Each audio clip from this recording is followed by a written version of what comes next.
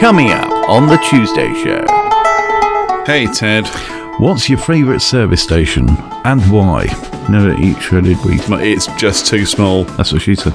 A soft yolk. Struggling to think of service stations that I really don't like. On the road again. Exactly. Ow, fuck it. I'm going to the toilet. I'll be right back. Welcome to the Tuesday show with CJ and Ted.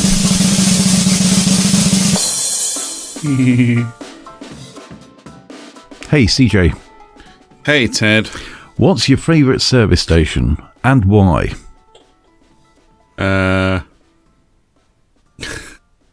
a great question. What are we talking? Motorway service station? We are. Okay. Do you know what? No. I'm going to open it out. Any service station. Like the one that services my car when it needs a service. Motorway service stations.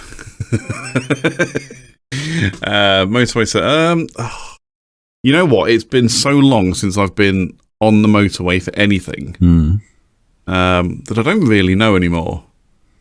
I guess I was quite fond, if ever I had to drive to Wales, I was quite fond of, I want to say, Strensham services. Or maybe Michaelwood, which is on the M5, both of which are on the M5. Strensham, if I remember correct, I think it's Strensham. I might have to Google it and find out. Whichever the one is that is just before the junction with the M50, which takes you down through north-eastern Wales down to the M4. Right. And then Michaelwood's a bit further down the M5. That was quite a nice one. Although there's a nice farm shop one on the M6 right up by the border of Glasgow. Really? T-Bay? eBay services, is it? Yeah, I think I may have heard of that. What about you? Yeah, well, I mean, I don't know whether you might have touched upon one of them, which is Gloucester. Yeah. Because that's down that way. Yeah. Gloucester Services is probably, it's always certainly is my favourite. Okay. Why? Because that's a nice one. It looks good. Mm-hmm. It's got a nice farm shop. Yep. And it's got a restaurant and other bits and pieces. Yeah, it's a nice stop. Yeah, Gloucester's quite a good one. I'll tell you another thing. It makes sense as well. What really annoys me is when you go to a service station and as soon as you come off the motorway regulations, the signposting is terrible, and it's always different. Oh yeah. It's like, well, I'm following, and cars, only cars, nothing but cars, or not lorries. What is that? What? Not lorries, but not car. Left, right, or is an arrow, or it says turn left, arrow right. So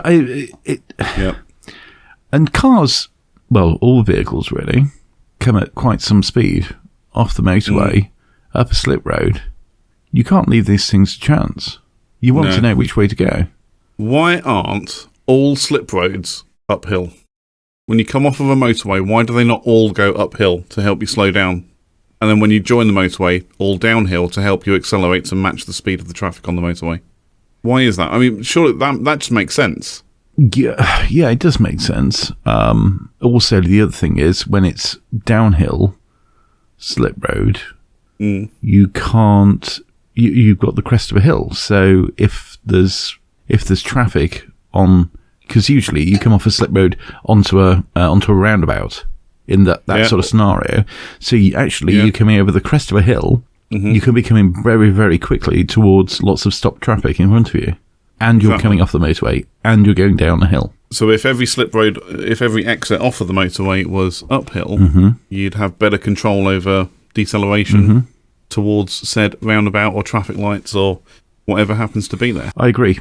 You would imagine that when somebody's using a slip road, that they would actually accelerate, but so many times you get people who dilly-dally and mess about when they're coming on a slip road onto the motorway or onto a dual carriageway, and they're coming, even if they're coming down a hill, they're still going at sort of 40 miles an hour or something like that, and the traffic's pelting along, and then they stop. In fact, I tell you what, another thing.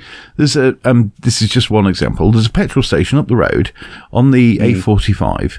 Never eat shredded wheat. If you're coming west, and there it's got a little slip road. It's not very big, but it's a slip road. And the amount of times that you get cars, especially if you're behind it, you stop at the petrol station and you come in, and they'll stop. They won't use the slip road. Which means that they'll be actually in the same direction as the traffic and they'll be able to quickly look to see whether anything's coming. Instead, they stop and stay there until there's a gap. And the traffic's moving at such a rate, that's why there's a slip road. That's why they can't do that, because when they do get out, they're going to go straight out into the road and try and build up speed. But it's not going to be enough. It's difficult, because I know the one you're talking about. It is a very small slip road, and actually there's a very poorly placed... I don't know what you call it, board with all the fuel prices on and all the services that particular service station offers. Yeah. It's very poorly placed in that if you are positioned, it doesn't matter what position you're in, you can't actually really see down the road that clearly because there's a big frickin' board in the way. And because of how the road is angled, because the road kind of sweeps around to the left, you can't see down behind that, we just can't see behind the board. So you only actually really get a small section that you can actually see, and I think people just haven't really figured out the best way of dealing with that particular entrance. I think a lot of people haven't figured out slip roads and what they're for and how to deal with them. I mean, a small slip road like that, I actually agree people should stop. If you can't see, you need to stop to get a better look or to try and find a better look. It's not long enough to get a good run at it to then be able to merge onto the into the traffic. No, but if you're on it, by matching their speed. You see, basically, if you're the only person on it, that's fine because you get on that slip road, you can creep onto the slip road. It's not like you can't do that, and then you can see. Then you'll be able to see. Yeah, but it's too small to treat it as any other slip road. Well, even if it's just too small. Yeah. She said. Yeah, can't complain for you, is it? But even normal slip roads, you still get people who are messing about. Or they just come at the same speed as the rest of the traffic. And if you're you're in lane 1 because there's other things on the road coming past you, you're in lane 1, then you've got some idiot on the slip road who then somehow thinks that they have right of way. Like, no, it doesn't work like that. Speed up or slow down. Get with the program. Yeah. That's it. Pick one. The nice dotted white line between you and the main carriageway is a give way marker, which means that you should actually reduce your speed to then slip in behind. Yeah, that's what she said. Anyway, back to the initial question. I did Google it. Strensham Services is the one I was thinking of, which joins the M5 to the M50. Okay. Was just before that junction. Yeah. So you literally, as you come out of the services, you basically just stay in the left lane and you end up going down the slip road to join the M50. But actually, T-Bay Services is the one that I quite like, which is, again, it's a farm shop up the M6. My problem is, it's expensive. It's really expensive in that particular service station. I'm just going to Google when that is, actually. I'm sure it is like just south of the border. Well, Gloucester, I mean, the thing is, I won't tend to go to many others anyway, because if you're on a journey and you've got a favourite service station, you don't need to stop at every service station. I don't need to stop every 16 miles, so I'm not going to do that. But if I'm driving down to Cornwall or back, wherever possible, depending on fuel, that's the one I'll stop at. The thing I tend to stop for at Gloucester is the Scotch eggs. Yeah, homemade Scotch eggs. I mean, they've got like a soft yolk, almost runny, and they do one which is pork and black pudding.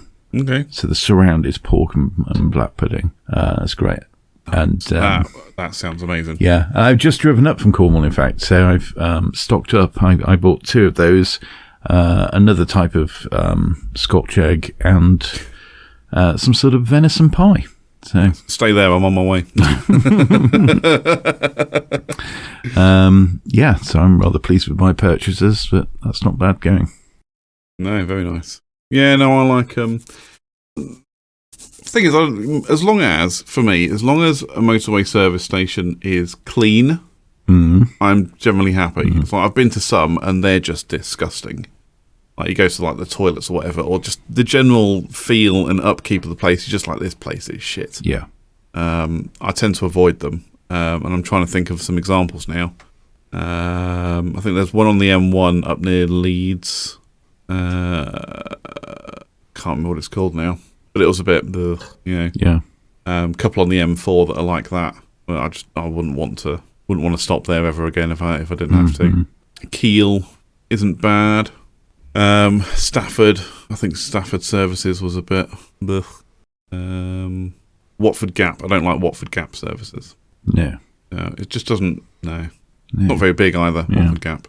But then again, if I was leaving early to say drive to Scotland or even Wales when I went down there regularly, it was a good stopping point if I left early in the morning to grab a McDonald's breakfast on the company dime, of course.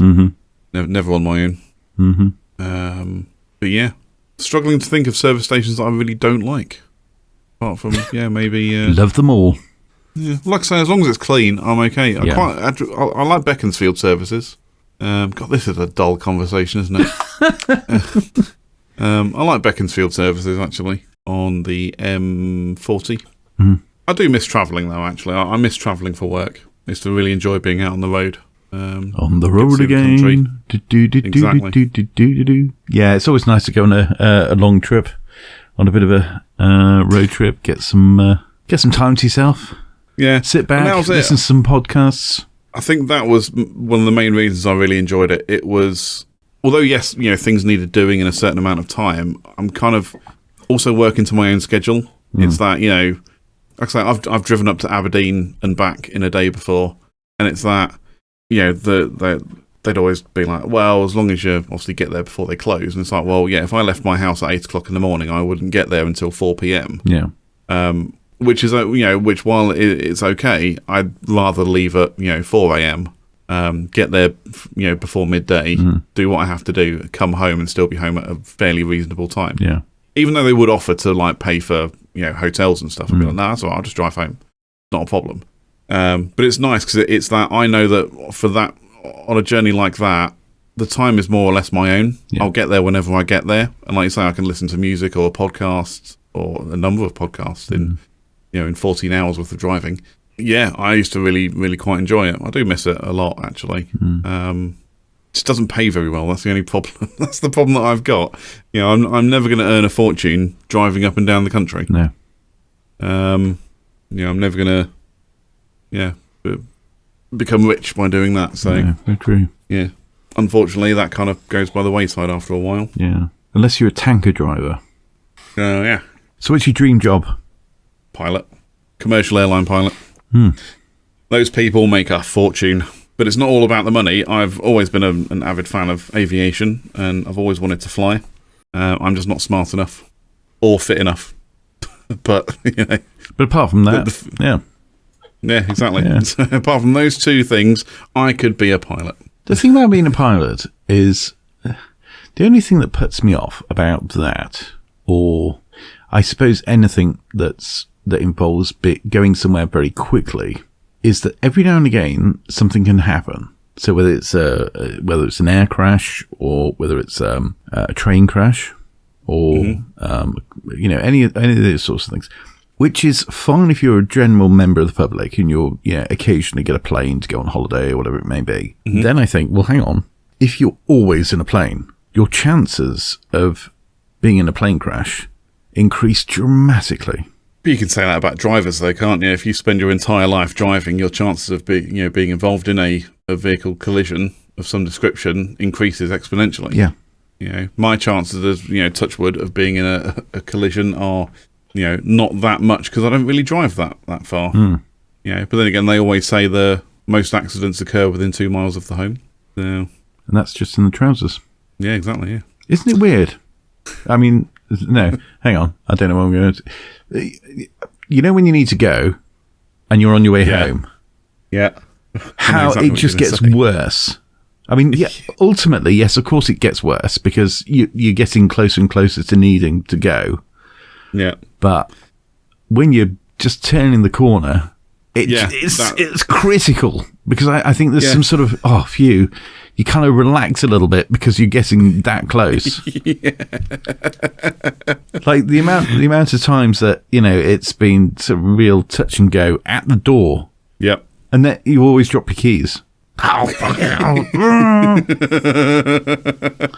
I hear you. Yeah. 100%. Yeah. It's that, yeah, like you say, it's always, you're fine, and you could be fine for a couple of hours. Yeah, you're aware that at some point you're going to need to go, but for a couple of hours, you're like, no, that's okay. And then, like you say, the closer towards home you get, the more desperate it becomes. Yeah. And then, like you say, you pull up on your driveway or outside your front door or whatever, and then, like you say, suddenly it's an emergency. You know, you have to go. Yeah. And the same applies to motorway services as well. You're like, no, I'm okay, that's fine.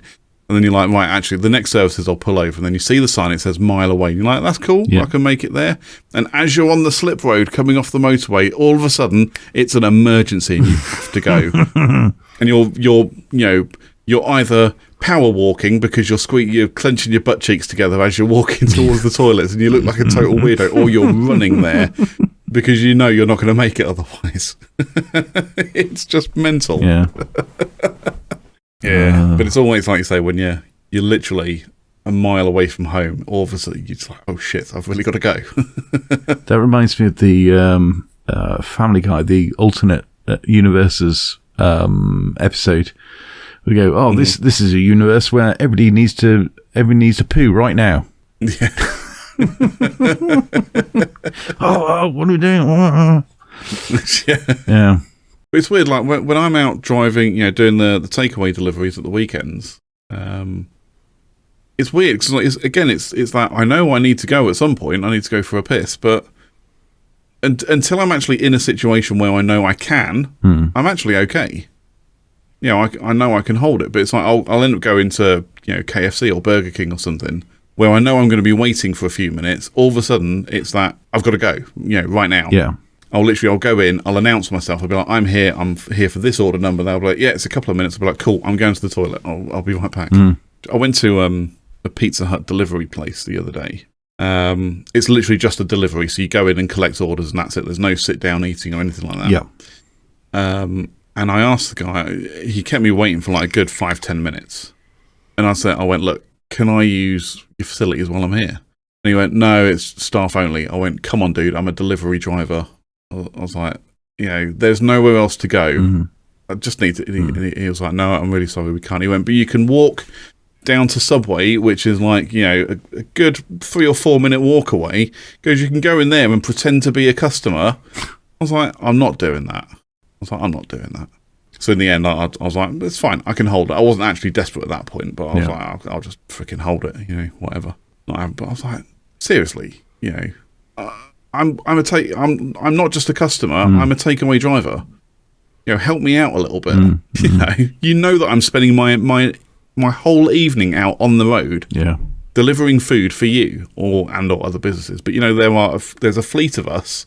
You know, there's an army of us that are doing this, and most of us don't stop to take a break because, you know, obviously if you don't work, you don't get any money. So we're not stopping for a break. So while you're making us wait, at least let us use your bloody toilet. You know, come on. Yeah, then it becomes tempting just to stand there and let go. I don't think I'll ever do that. I don't think I'm, you know, no, I can't see myself purposefully doing that. Excuse me. That was The Tuesday Show. Get in touch with us. All the links are in the description. And until next time, goodbye. Goodbye.